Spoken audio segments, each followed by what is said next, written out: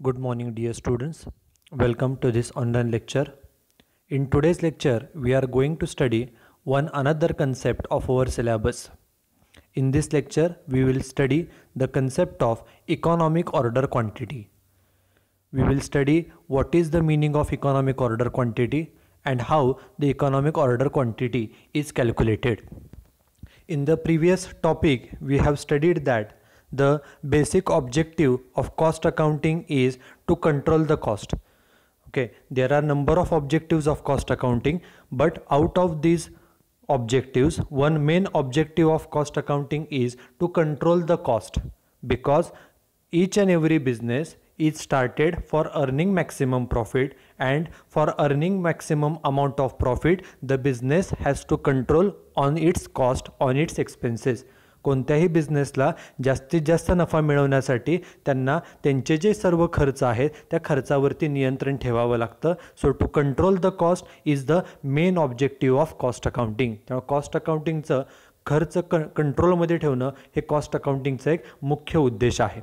And EOQ, that is economic order quantity, is one of the technique which is applied for controlling the material cost. आपला बिझनेसचा जो मटेरियलवरती खर्च होतो तो मटेरियलचा खर्च कमी करण्यासाठी किंवा नियंत्रणात ठेवण्यासाठी इकॉनॉमिक ऑर्डर क्वांटिटी ही एक टेक्निक आहे, हे एक टूल आहे की ज्याद्वारे आपण मटेरियलचा खर्च, मटेरियल कॉस्ट हे आपण कमीत कमी ठेवू शकतो. Now we should start with the what is the meaning of economic order quantity. We know that in a business, the business has to make purchases of goods frequently. कोणत्याही बिझनेसमध्ये वस्तूचे गुड्सचे purchases हे कंटिन्युअसली करावे लागतात. Some businesses makes purchases of goods on weekly basis, some businesses purchases the goods on monthly basis, on quarterly basis, some business will purchase the goods on half yearly basis, and some business will think that they should purchase the goods for 1 year in a single lot only. काही businesses त्यांना लागणारे जे काही goods आहेत ते आठवड्याला खरेदी करतात, काही जण महिन्याला खरेदी करतील, काही बिझनेसेस 3 महिन्यानं वस्तू एकदम खरेदी करतील, 3 महिन्याच्या सगळ्या वस्तू, काही बिझनेस 6 महिन्यातून एकदा वस्तू खरेदी करतील, 6 महिन्याला लागतील तेवढ्या, आणि काही बिझनेसेस हे वर्षामध्ये जेवढ्या वस्तू लागणार आहेत तेवढ्या एकदमच हे खरेदी करतात. But what is the best alternative? Okay, whether we should purchase the goods on weekly basis, on monthly basis, on quarterly basis, half yearly basis or yearly basis, which option is better and how much quantity should be purchased every time? This is the main question for every businessman. कोणत्याही बिझनेसमनला हा महत्त्वाचा प्रश्न असतो की आपण आठवड्याला का महिन्याला का 3 महिन्याने की 6 महिन्यानं वस्तू खरेदी केल्या पाहिजेत, आणि वस्तू खरेदी करताना किती क्वांटिटीमध्ये खरेदी केल्या पाहिजेत. Okay, this is very important question for all the businesses. It is because all the businesses wants to minimize their total cost. कुठल्याही बिझनेसला काय वाटत असतं की त्यांचा जो वस्तूवरचा खर्च आहे, मटेरियलसाठीचा खर्च आहे, तो खर्च कमीत कमी झाला पाहिजे. So the main question for the every businessman is to decide how much quantity of goods should be purchased every time so that their total annual cost will remain lower. Okay, प्रत्येक बिझनेसमनसाठी हा महत्त्वाचा प्रश्न असतो की वस्तू खरेदी करताना किती वस्तू प्रत्येक वेळेला खरेदी केल्या पाहिजेत की जेणेकरून त्यांचा वर्षभराचा जो काय खर्च आहे मटेरियलसाठीचा तो खर्च कमीत कमी राहील. This is very important question for all the businesses, and the answer for this question is the EOQ. EOQ means economic order quantity. This is what is economic order quantity? This is the quantity of goods which should be purchased every time, which results in minimum total annual cost. आपण आपल्या जे काही goods खरेदी करायचे आहेत, किती वस्तू नेहमी खरेदी कराव्या, तर त्या गुड्सशी रिलेटेड आपण इकॉनॉमिक ऑर्डर क्वांटिटी एका फॉर्म्युल्याप्रमाणे कॅल्क्युलेट केली जाते. आणि त्या फॉर्म्युल्याप्रमाणे सपोज जो काय फॉर्म्युला आहे तो आपण पुढे पाहणारच आहोत. त्या फॉर्म्युल्याप्रमाणे सपोज आन्सर आलं 600 units. It means we should purchase 600 units every time. आणि जर आपण तेवढ्याच वस्तू जर दरवेळेला खरेदी केल्या तर आपला वर्षाचा जो काय ॲन्युअल खर्च आहे, total annual cost will remain lower. आपल्याला जर आपल्या बिझनेसचा टोटल ॲन्युअल कॉस्ट जी आहे मटेरियलशी रिलेटेड ती जर कमीत कमी ठेवायची असेल तर आपण जेवढं EOQ इकॉनॉमिक ऑर्डर क्वांटिटीचं उत्तर आलेलं आहे तेवढ्याच वस्तू प्रत्येक वेळेला खरेदी केल्या पाहिजेत. So what is EOQ? EOQ means economic order quantity and it is the quantity of goods which should be purchased every time so as to minimize the total cost. आपला वर्षभराचा मटेरियलचा खर्च कमीत कमी ठेवण्यासाठी आपण मटेरियल किती क्वांटिटीमध्ये खरेदी केलं पाहिजे त्या क्वांटिटीला इकॉनॉमिक ऑर्डर क्वांटिटी असं त्याला म्हटलं जातं. इकॉनॉमिक म्हणजे त्यामुळे आपला जो खर्च आहे तो सर्वात कमीत कमी येणार आहे तेवढीच क्वांटिटी आपण ऑर्डर केली पाहिजे. It is economic order quantity. Now question is how this particular economic order quantity is calculated and which types of cost are considered while calculating this EOQ.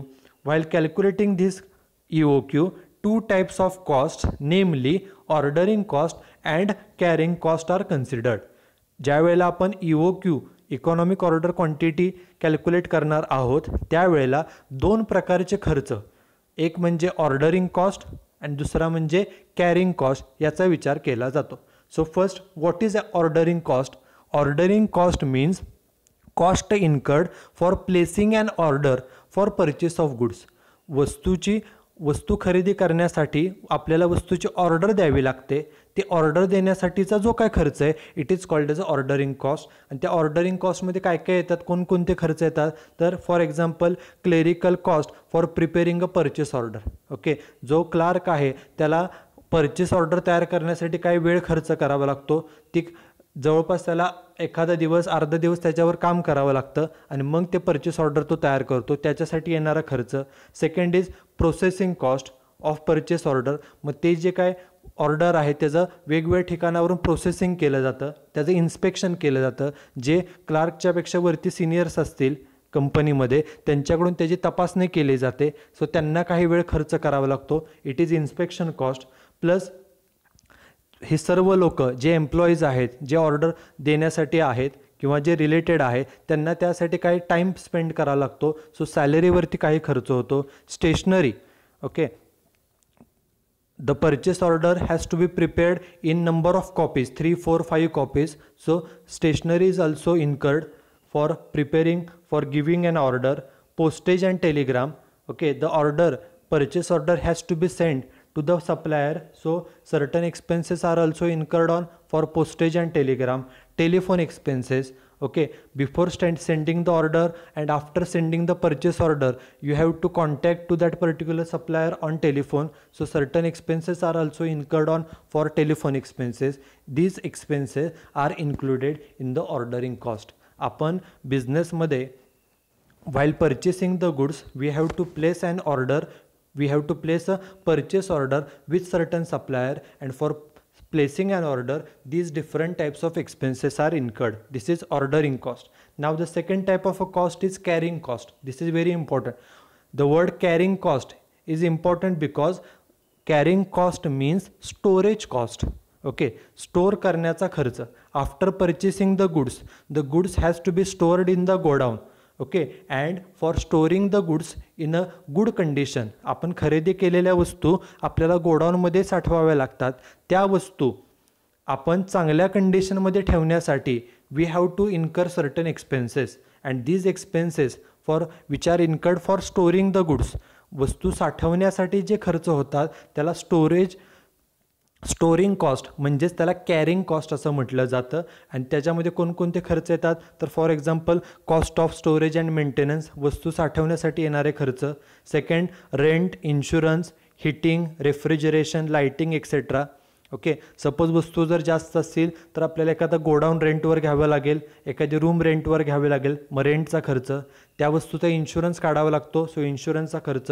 काही वस्तू टिकवण्यासाठी त्या हिटिंगमध्ये ठेवाव्या लागतात, काही वस्तू थंड ठिकाणी ठेवाव्या लागतात, त्यामुळे हिटिंगचा खर्च, रेफ्रिजरेशनचा खर्च.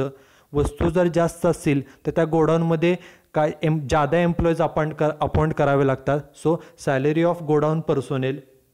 त्यानंतर आपण ज्या काही वस्तू स्टोअर केलेल्या आहेत स्टॉक केलेला आहे त्या वस्तू खरेदी करण्यासाठी आपण मोठी अमाऊंट त्यामध्ये स्पेंड केलेली असते. So interest on money locked up in material तो सुद्धा खर्च. आणि त्याचबरोबर आपण ज्या वेळेला वस्तू जादा खरेदी करतो त्यावेळेला there is always a possibility of happening any loss due to obsolescence, breakage, deterioration etcetera. आपण जादा वस्तू खरेदी केल्या की त्या वस्तूतल्या काही वस्तू मोडणं, तुटणं, खराब होणं, नाश होणं ह्या सगळे त्यामध्ये येतात. So these are the various expenses or various cost relating to carrying. Okay, carrying करणे म्हणजे स्टोरेज करणे. ओके, हे स्टोरेज करण्याचे वेगवेगळे खर्च आहेत.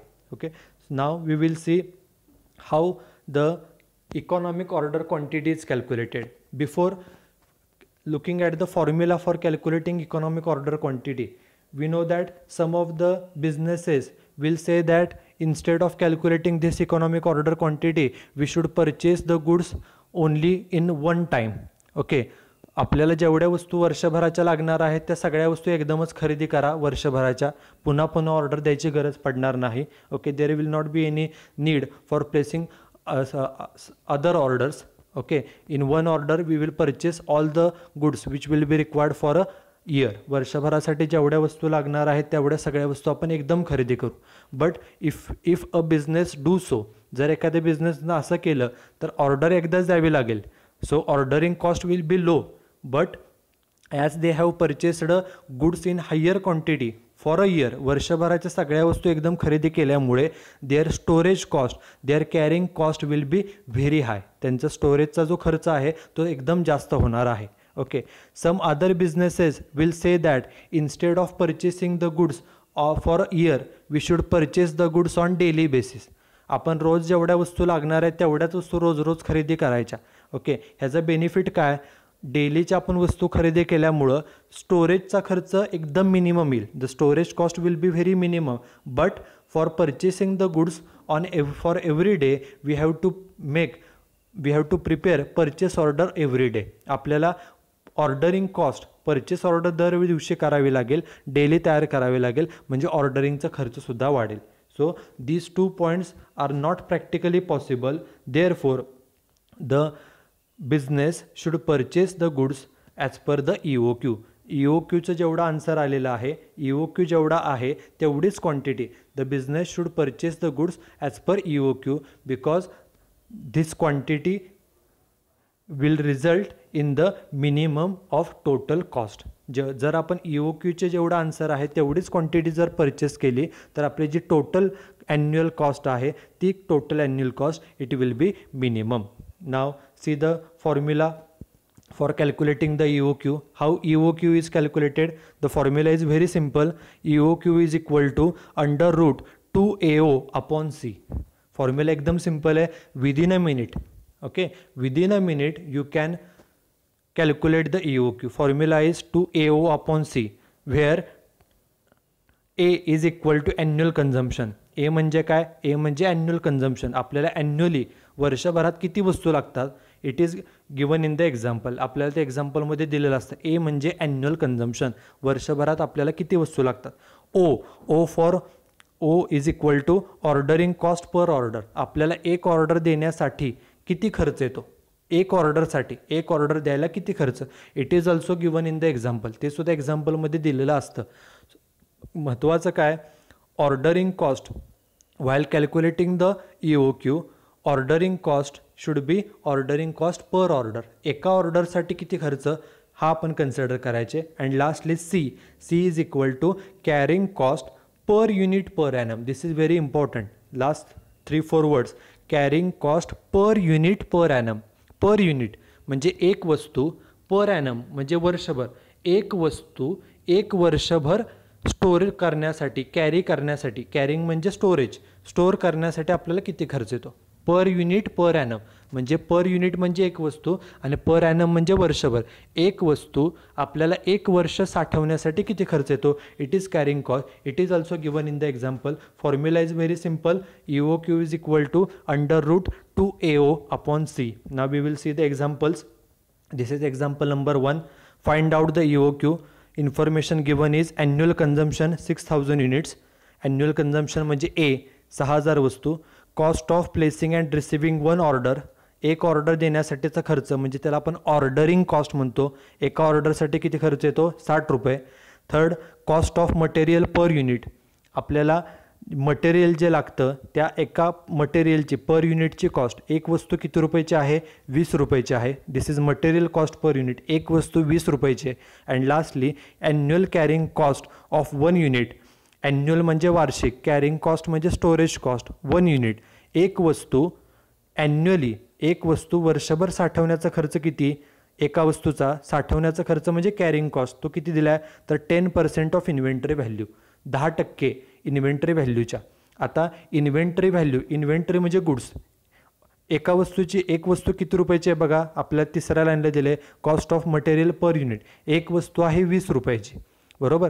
एक वस्तू 20 रुपयाची आहे आणि ती वस्तू वर्षभर साठवण्यासाठी किती खर्च येतो? आत्ता सांगितलं आहे 10% ऑफ इन्व्हेंटरी व्हॅल्यू. जेवढी त्या वस्तूची किंमत आहे, किती वस्तूची किंमत आहे आपल्या? 20 रुपये, त्याच्या 10%. मग 20 रुपयाच्या 10%, 20 रुपयाच्या 10% म्हणजे किती रुपये येतं? 2 रुपये. म्हणजे एक वस्तू आहे 20 रुपयाला आणि ती वस्तू वर्षभर साठवण्यासाठी किती खर्च येतो? कॅरिंग कॉस्ट पर युनिट किती? तर 10% ऑफ इन्व्हेंटरी व्हॅल्यू. जेवढी वस्तूची किंमत आहे, कॉस्ट आहे, ओके, 20 रुपये, त्याच्या 10%. 20 रुपयाचे 10% म्हणजे 2 रुपये. हे झाले कॅरिंग कॉस्ट पर युनिट. म्हणजे ह्या एक्झाम्पलमध्ये आपल्याला ॲन्युअल कन्झम्पशन ए 6000 युनिट सांगितलं आहे. ऑर्डरिंग कॉस्ट म्हणजे ओ, एक ऑर्डर द्यायचा खर्च किती आहे? 60 रुपये आहे. आणि आपल्याला सी म्हणजे कॅरिंग कॉस्ट पर युनिट आपण आत्ताच काढली, किती आहे ती? तर 20 रुपयाच्या 10% त्याने सांगितले. एक वस्तू 20 रुपयाची आणि खर्च किती येतो कॅरिंग करण्यासाठी? 10%. म्हणजे 20 रुपयाचे 10% म्हणजे 2 रुपये. हा झाला हा झाला C for carrying cost. Now see the solution we have EOQ is equal to formula √2AO upon C. Formula जो आहे तो लिहिला 2AO divided by C. On the next line is equal to under root. Okay, this sign is called as under root 2AO upon C. On the next line त्यामध्ये फक्त figures put up केल्यात. √2 जे आहे ते पहिलं ॲज इट इज घ्यायचं. 2 into ए म्हणजे annual consumption. बघा एक्झाम्पलमध्ये ॲन्युअल कन्झम्पशन किती दिले? पहिल्या लाईनला 6000, ॲन्युअल कन्झम्पशन 6000 इंटू ओ म्हणजे ऑर्डरिंग कॉस्ट. बघा एक्झाम्पलमध्ये ऑर्डरिंग कॉस्ट सेकंड लाईनला दिले ₹60. So ordering cost 60 divided by भागिले सी म्हणजे कॅरिंग कॉस्ट. आपण आत्ताच कॅरिंग कॉस्ट किती कॅल्क्युलेट केली? कॅरिंग कॉस्ट म्हणजे स्टोरेज कॉस्ट पर युनिट. आपल्याला सांगितलं एक वस्तू 20 रुपयाची आणि वस्तू स्टोअर करण्यासाठी खर्च येतो 10%. 20 रुपयाचे 10% म्हणजे 2 रुपये. सो कॅरिंग कॉस्ट आपण लिहिले खाली 2 रुपये. मग फक्त न्यूमरेटरचा गुणाकार केला. नेक्स्ट लाईनला is equal to under root. आपल्याला गुणाकार कशाचं करायचे? 2 गुणिले 6000 गुणिले 60, ह्या तिन्हींचा गुणाकार आला 7,20,000, 7,20,000 डिवायडेड बाय 2. पुन्हा खाली is equal to under root. फक्त आता काय केलं? 7,20,000ला 2ने डिवाइड केलं. आन्सर आलं अंडर रूट 3,60,000. 3,60,000 हे अंडर रूटमध्ये आलं. आणि शेवटी उत्तर therefore EOQ is equal to, आता 3,60,000चं वर्गमूळ काढलेलं आहे, ते किती आलं? तर 600 युनिट्स. आता हे वर्गमूळ कसं काढायचं? कॅल्क्युलेटरवरती 3,60,000 घेऊन तिथं हे साईन आहे अंडर रूटचं, त्या साईनवरती क्लिक केल्यावर तुम्हाला त्याचं वर्गमूळ मिळेल. ते किती येईल? तर 600 युनिट्स. सो EOQ आला 600 युनिट्स. म्हणजेच काय? तर हा जो काही बिझनेस आहे, this business should purchase only 600 units in one time. Okay, प्रत्येक वेळेला वस्तू खरेदी करताना फक्त 600 वस्तूच खरेदी कराव्या. दरवेळेला 600 वस्तू नेहमी खरेदी कराव्या. एक्झाम्पलमध्ये काय सांगितलं आहे? ह्यांचे ॲन्युअल कन्झम्पशन वर्षभरात ह्यांना किती वस्तू लागतात? तर 6,000 वस्तू तुम्हाला लागतात. आणि आत्ता आपले EOQचा आन्सर किती आलेला आहे? तर 600. दरवेळेला 600 वस्तू खरेदी करायच्या. आपल्याला वर्षभरामध्ये किती ऑर्डर द्यावे लागतील बघा. ते एक्झाम्पल नेक्स्ट ह्याच्यामध्ये येणारच आहे.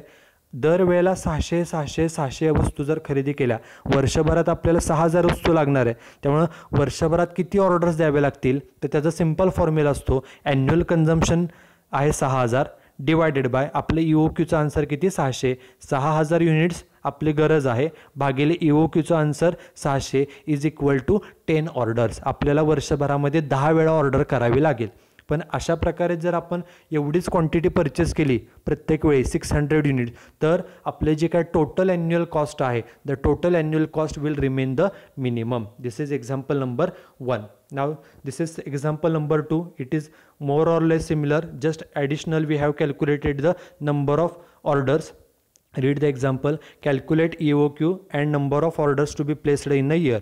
First point, consumption of material. आपल्याला consumption of material per annum म्हणजे हे झालं annual consumption. It is 10,000 kgs. म्हणजे आपल्याला वर्षभरामध्ये 10,000 किलो एवढं ॲन्युअल कन्झम्पशन आहे, एवढी वर्षभराची आपल्याला गरज आहे.